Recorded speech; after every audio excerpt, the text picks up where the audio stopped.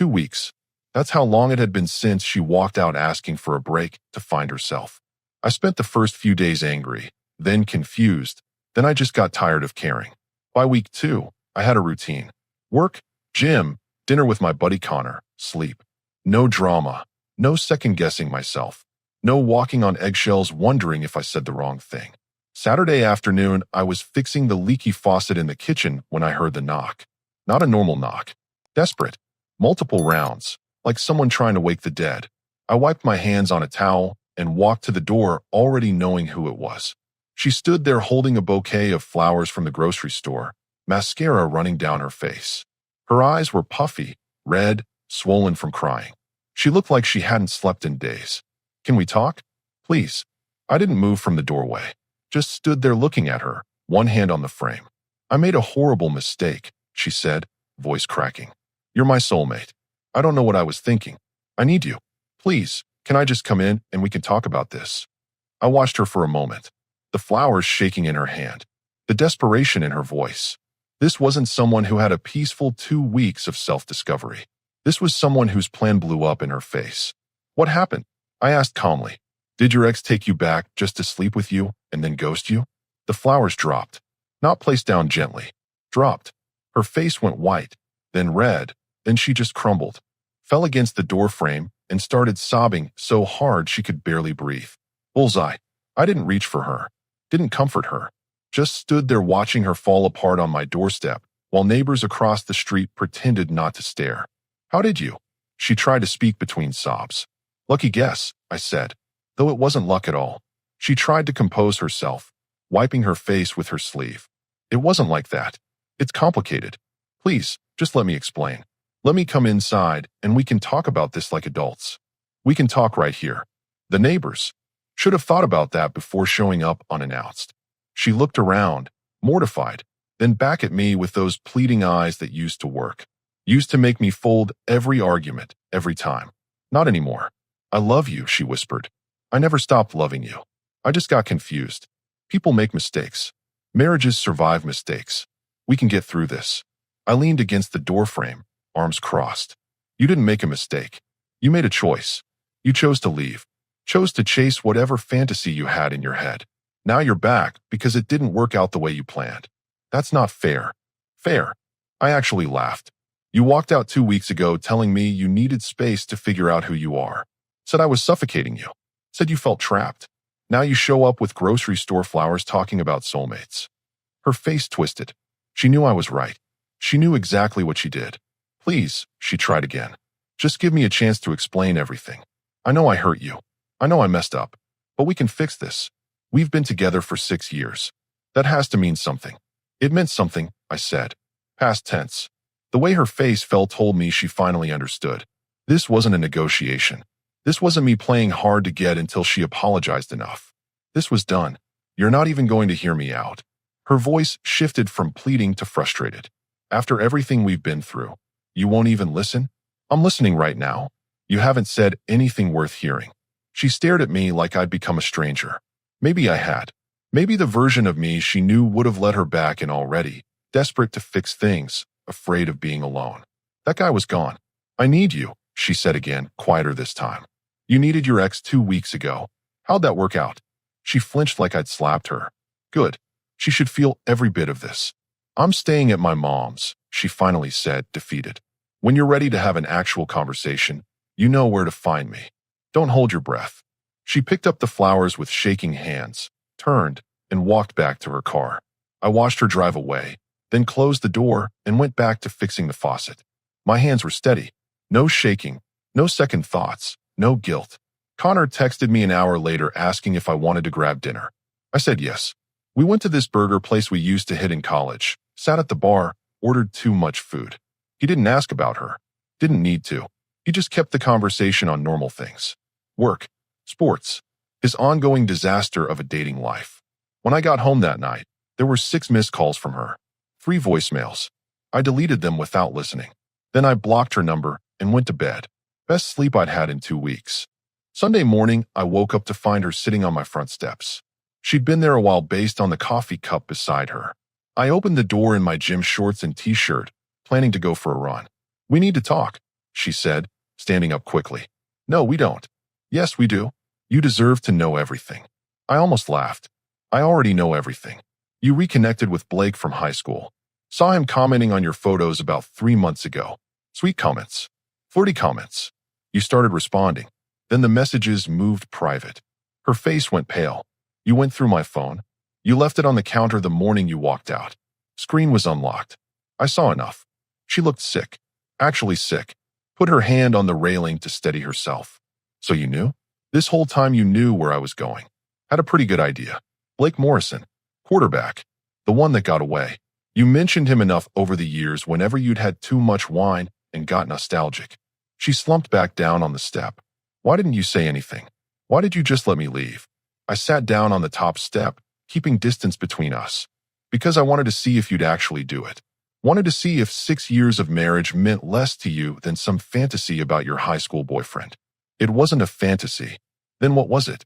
She was quiet for a long moment. When she finally spoke, her voice was barely audible. I thought maybe I'd married the wrong person. I thought maybe if I just saw him again, spent time with him, I'd know for sure. And he was exactly what I remembered. Charming, confident, said all the right things about how he never should have let me go, how seeing me again made him realize what he'd been missing. Let me guess. He's married too. She nodded. Engaged. But he said it was complicated. Said he wasn't sure about her anymore. So you went there thinking what? You'd run away together? Leave your lives behind? I don't know what I thought. Her voice cracked. I just needed to know. Needed to feel something I hadn't felt in a long time. And did you? Feel something? She looked at me with tears starting again. For about 4 days, yes. He took me to nice dinners. We talked for hours. He made me feel like I was 22 again. Like anything was possible. Then what happened? Then we slept together. She said it so quietly I almost didn't hear. And the next morning, everything changed. He got distant. Started checking his phone constantly. Made excuses about work. By that evening, he told me his fiancée found out I was staying with him and gave him an ultimatum. He chose her. Shocking. He blocked me on everything. Wouldn't answer my calls. When I showed up at his place the next day, his fiancée answered the door and told me to leave before she called the cops. I should have felt satisfaction hearing this. Should have felt vindicated. Instead, I just felt tired. So you came back here, I said. Where else was I supposed to go? Your mom's. A hotel. Literally anywhere but here. I came here because this is my home. Because you're my husband. Because I made a mistake and I need you to forgive me. I turned to look at her directly. You didn't make a mistake. You planned this. You reconnected with him months ago. You emotionally cheated first. Then you engineered a break so you could physically cheat without technically being married while you did it.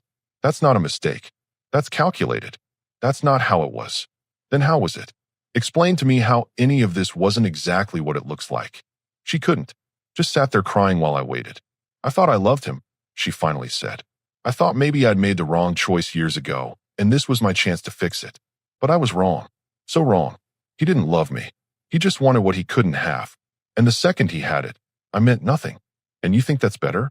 You think admitting you left me for someone who didn't even want you makes this forgivable? I think it means I learned my lesson. I think it means I know now what I had. What I threw away. I stood up. You learned your lesson? This isn't detention. This isn't some coming-of-age story where you make a mistake and grow from it. This is my life you destroyed because you got bored. I wasn't bored. Then what? What was so terrible about our marriage that you needed to blow it up to feel alive? She had no answer. We both knew the truth. Nothing was terrible. We were fine. Maybe not fireworks every day, but solid. Stable. Good. She just wanted something else. Something more. Something that didn't exist. I contacted a lawyer. I said.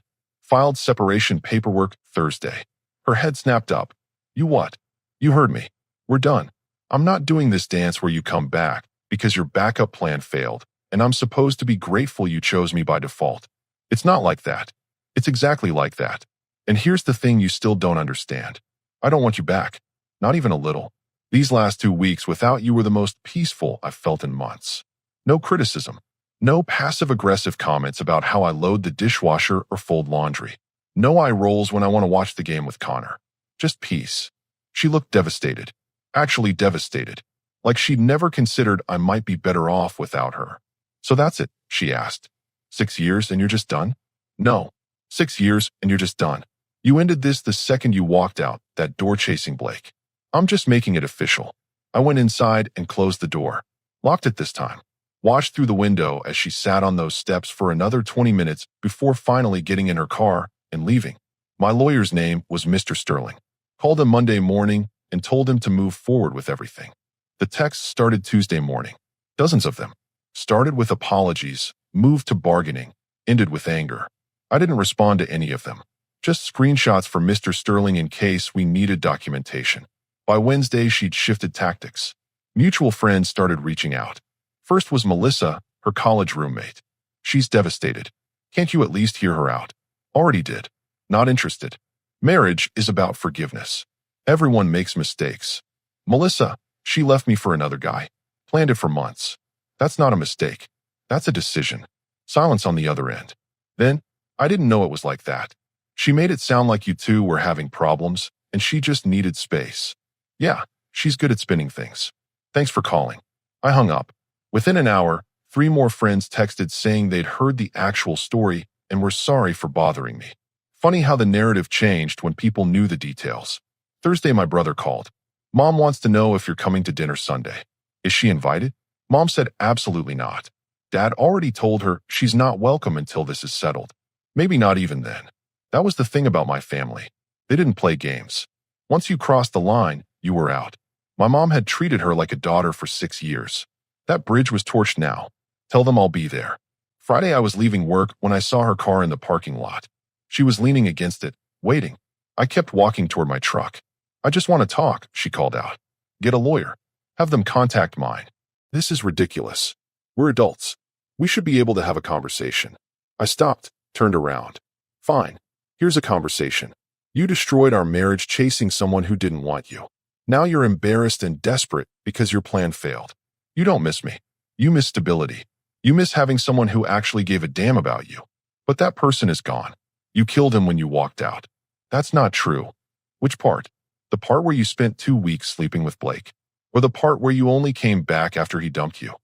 Her face went red. 2 of my coworkers were definitely within earshot.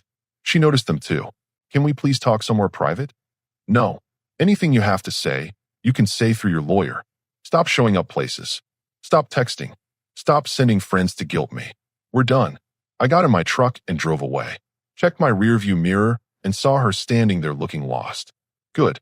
She should feel exactly how she made me feel 2 weeks ago. Saturday morning, Mr. Sterling called. She's retained representation. Clayton Vaughn, local guy. He reached out wanting to discuss settlement terms. What kind of terms? She wants the house.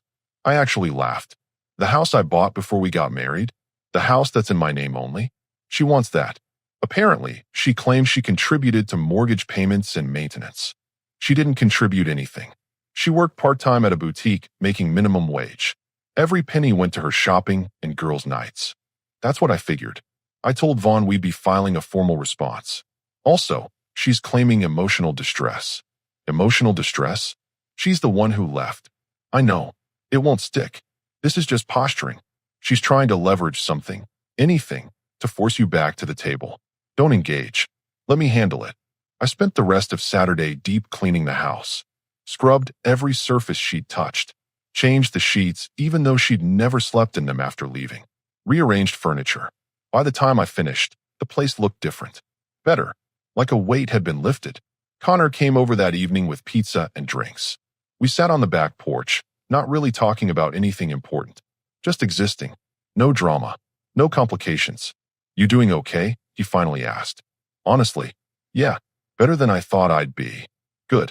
You deserve better than someone who treats you like a backup plan. You know what the weird part is? I'm not even angry anymore.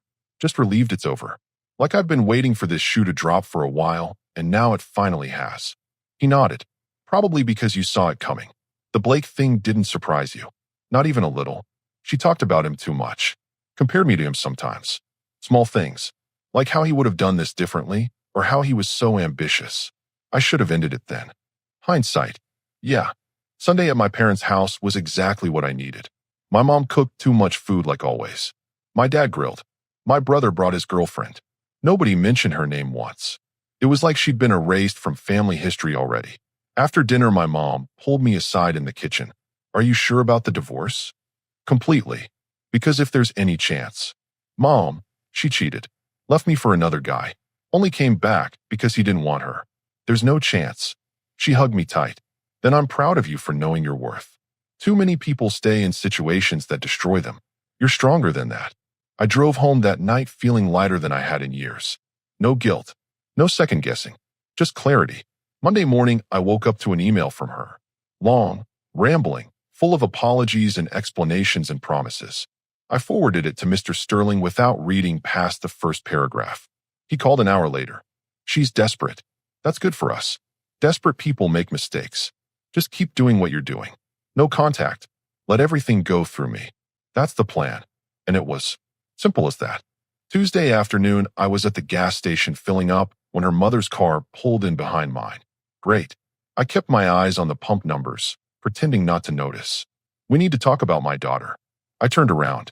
Mrs. Caldwell looked older than I remembered. Tired. There's nothing to talk about. She's a wreck. Hasn't eaten in days. Can't sleep. This is killing her. Should have thought about that before she left. She made a mistake. A terrible mistake. But she loves you. She wants to fix this. I finished pumping, put the nozzle back.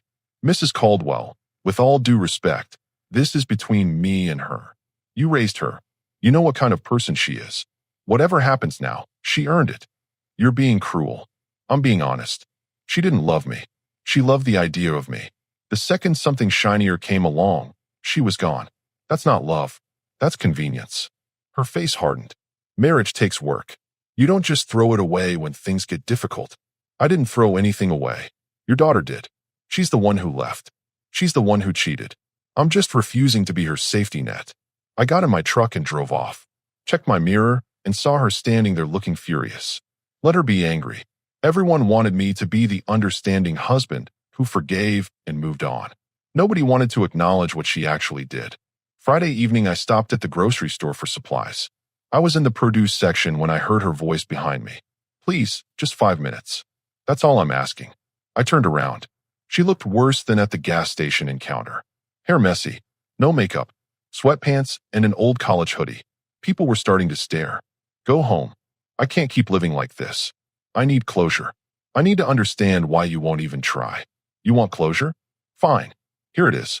You left me for a guy who used you and tossed you aside. You came back expecting me to pick up the pieces. I won't. That's your closure. We're done. In front of all these people? You're really going to do this here. You started this here. I'm just finishing it. Her voice got louder, more desperate. I made one mistake. One. And you're throwing away 6 years like it meant nothing. One mistake. I couldn't help but laugh. You planned this for months. Messaged him behind my back. Emotionally checked out of our marriage. Then physically left to be with him. That's not one mistake. That's a series of choices. An older woman near the apples was very obviously listening now. A younger guy with a shopping cart had stopped pretending to look at oranges. She noticed the audience too. Her face went red. Can we please just talk somewhere private? No. You wanted to make a scene? Here's your scene. You destroyed our marriage, chasing some fantasy from high school. He didn't want you. So you came running back thinking I'd be grateful you picked me. But here's what you don't understand. I'm not your backup plan. I'm not your second choice. I'm done being an option. I never said you were a backup plan. You didn't have to say it. Your actions said everything. She looked around at the growing number of people watching. Her eyes filled with tears. You're enjoying this. You're enjoying humiliating me. I'm not enjoying anything. I'm just not protecting you from the consequences of your choices anymore. You want sympathy? Call Blake. See if he answers. Her face crumpled. She turned and practically ran toward the exit. The older woman near me gave a small nod of approval. The guy with the cart just shook his head and went back to shopping. I finished getting what I needed, checked out, and left. No guilt. No regret. Just tired of the games. Saturday, Connor called. Dude, you're trending. What? Someone filmed that grocery store thing. It's all over social media. TikTok, Facebook, everywhere. The comments are overwhelmingly in your favor. You're kidding. I'm not. People are calling you a king for standing your ground. There's like 1,000 comments from women saying they wish their exes had your backbone. I looked it up. Sure enough, there it was. 40-second clip of me telling her off in produce. Over 200,000 views already. Comments range from supportive to brutal. Good for him. Don't be someone's safety net. She thought she could do better and got humbled. Classic. The way he stayed calm while she fell apart. That's how you handle it. I closed the app. Didn't need to read more. Didn't want the attention. But a small part of me felt vindicated. At least people could see the truth now. Sunday I went to lunch with some guys from work. Casual place, burgers and wings. We were halfway through eating when Derek brought it up. Saw that video. That was you, right? Unfortunately, man handled it perfectly. Didn't yell. Didn't get emotional. Just stated facts. The other guys nodded in agreement.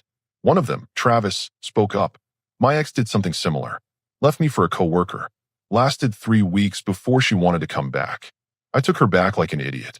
Biggest mistake of my life. Why? Because she didn't actually change. Just got better at hiding it. 2 years later, she did it again with someone else. Should have ended it the first time like you did. We finished lunch and I drove home feeling lighter. No more surprise visits from her. No more ambushes in parking lots. Word was out. Everyone knew the story now. No more spinning the narrative. That evening, Mr. Sterling emailed. Her lawyer had backed off the house demand. Now they were just asking for a clean split. No assets, no alimony, just an end to the marriage. I replied immediately. Accepted. Let's get this done. He responded within minutes. I'll draw up the papers. Should be ready for signatures by end of week. 1 week later, it would all be over. Finally, the following Tuesday, I did something I hadn't done in 3 years. I went fishing. Just grabbed my old gear from the garage, drove out to the lake, and spent 4 hours sitting on the dock doing absolutely nothing productive. It was perfect. Connor met me there around noon with sandwiches and cold drinks. We didn't talk much, just cast lines and existed. That's what I'd been missing. The ability to just exist without constantly managing someone else's mood or expectations. When's the last time we did this? Connor asked. Before the wedding. She said fishing was boring. Said I should find hobbies we could do together. And did you? Tried. Book club didn't work because I don't read enough. Yoga classes made my back hurt. Wine tastings were just excuses for her to drink with her friends while I stood around awkwardly. So you gave up everything you liked. Pretty much. Didn't even realize it was happening until it was done. Connor reeled in his line. You know what's crazy? You seem happier now than you did the entire time you were married. He was right. The constant tension I'd been carrying for months was gone. No more analyzing every word before I said it. No more wondering if she was annoyed about something but wouldn't say what. Just peace. That weekend I started going through the house room by room. Found things I'd forgotten I owned. My guitar from college. Stack of books I'd bought but never read because she said they cluttered the place. Old gaming console she hated because it was childish. Set everything up in the spare bedroom. My space now. No compromises. No negotiations about whether it looked good or fit the aesthetic. Just stuff I liked because I liked it. Saturday, my buddy Derek texted asking if I wanted to join their basketball league. Something I'd mentioned wanting to do years ago, but never followed through on. When do you play? Thursday nights. Nothing serious. Just guys from work and a few friends. Beer after. I'm in. Showed up that Thursday not knowing what to expect. Turned out I was terrible. Hadn't played in a decade, and it showed. But nobody cared. We played for 2 hours, talked trash, laughed at bad shots. Afterward, we hit a sports bar and watched the game. One of the guys, Mason, brought up the video. That you at the grocery store? Yeah. Handled it well. Takes guts to stand your ground like that. Didn't feel like guts. Just felt like the only option. Most guys would have folded. Taken her back because it's easier than being alone. Being alone is better than being with someone who doesn't respect you. Mason raised his glass. I'll drink to that. The conversation moved on to sports and work. Nobody dwelled on my situation. Nobody offered unsolicited advice. Just accepted me as I was. When I got home that night, I felt more like myself than I had in years. Friday morning, I was at my desk when I got a text from an unknown number. This is Melissa. She's posting things on social media. Thought you should know. I checked. Sure enough, vague posts about growth and learning from mistakes. About how sometimes the hardest lessons come from our biggest failures. Comments full of supportive emojis and people asking if she was okay. Typical. Controlling the narrative. Making herself the victim who learned and grew while I was the cold guy who wouldn't forgive. I didn't respond. Didn't comment. Didn't engage. Let her tell whatever story she needed to tell. The people who mattered knew the truth. Connor called that afternoon. You see the posts? Yeah. You gonna say anything? Nope. Good. Let her spin whatever story she wants. Won't change facts. Sunday, I went to my parents' house for dinner again. My brother's girlfriend, Autumn, pulled me aside after we ate. I know this isn't my place, but I'm proud of you. For what? For not taking her back. My ex cheated on me twice before I finally left. Wasted 3 years thinking I could fix him. You're smarter than I was. Just tired of the games. That's how you know you're done. When you're more tired than hurt. She was right. I wasn't devastated anymore. Wasn't angry. Just done. Ready to move forward with whatever came next. That night I sat on the back porch with a drink and thought about everything that had changed. 3 weeks ago I was married and miserable without fully realizing it. Now I was single and actually content. The house was quieter but not lonely. My schedule was my own. I could make plans without checking in. Could eat what I wanted, watch what I wanted, do what I wanted. Simple things that shouldn't have felt like victories, but did. My phone buzzed. Text from Mr. Sterling. Papers are ready. Just need your signature and hers. Can you come by the office Monday? I'll be there. 3 weeks. That's all it took to dismantle 6 years. Part of me thought it should hurt more. Should feel like a bigger loss. But mostly it just felt like finally putting down something heavy I'd been carrying too long. Monday morning, I signed the papers. Mr. Sterling witnessed it, made copies, sent everything to her lawyer. Should be finalized within 2 weeks, he said. Court date is set for the 18th. Straightforward dissolution. No complications. Good. I left his office and went straight to work. Normal day, normal tasks, normal conversations. Life continuing exactly as it should. That evening Connor texted. Drinks. Can't. Basketball tonight. Look at you with a social life. Weird, right? But it wasn't weird. It was normal. It was what life looked like when you weren't constantly managing someone else's happiness at the expense of your own. I got home late that night, showered, collapsed into bed, fell asleep in under 5 minutes. No anxiety, no what-ifs, just exhausted in the best way possible. Tomorrow was the court date. Tomorrow it would all be official. Tomorrow I could finally close this chapter completely and start the next one. The courthouse was cold and sterile. I arrived 15 minutes early. She was already there with her lawyer, sitting on a bench outside the courtroom. Her eyes were red. I didn't acknowledge her. Mr. Sterling met me at the entrance. Should be quick. Judge Wilson handles these efficiently. We walked in. The judge reviewed the paperwork, asked standard questions. Did we both agree to the terms? Yes. Were there any contested assets? No. Any children involved? No. This dissolution is granted. You're both free to go. 10 minutes. 6 years reduced to 10 minutes of paperwork and questions. Outside the courtroom, she tried one last time. Can we just talk? Please. There's nothing left to say. I'm sorry. I know I hurt you. I know I ruined everything. But I learned from this. I'm different now. Good for you. Be different with someone else. Her lawyer put a hand on her shoulder, guiding her away. I watched them leave, then turned to Mr. Sterling. That's it. That's it. You're officially divorced. I shook his hand, walked to my truck, and called Connor. It's done. How do you feel? Relieved. Good. Meet me at Barton's in an hour. Drinks on me. I drove straight there. Connor was already at a table with Derek and Mason from basketball. They'd ordered appetizers and had a drink waiting for me. To new beginnings, Connor said, raising his glass. We drank. We ate. We talked about everything except her. Sports. Work. Mason's terrible dating app experiences. Normal conversation with people who cared about me without expecting anything in return. Around 9, I headed home. The house was dark and quiet. I turned on lights, grabbed a drink, sat on the couch. No regrets. No second thoughts. Just closure. My phone buzzed. Text from my mom. Proud of you. Come by for dinner Sunday. I'll be there. Another text. Melissa again. She's devastated. This is really happening. I blocked the number. Done being the messenger service for her guilt. I thought about everything that had happened. The signs I'd ignored. The compromises that became sacrifices. The slow erosion of who I was trying to be who she wanted. All of it leading to this moment. She taught me something valuable, though. Never ignore red flags. Never sacrifice your self-respect for anyone. Never be someone's backup plan. Those were lessons worth learning, even if they came the hard way. I finished my drink, turned off the lights, and went to bed. Tomorrow I'd wake up single, unburdened, and genuinely okay with both. No drama, no complications, just me figuring out what came next.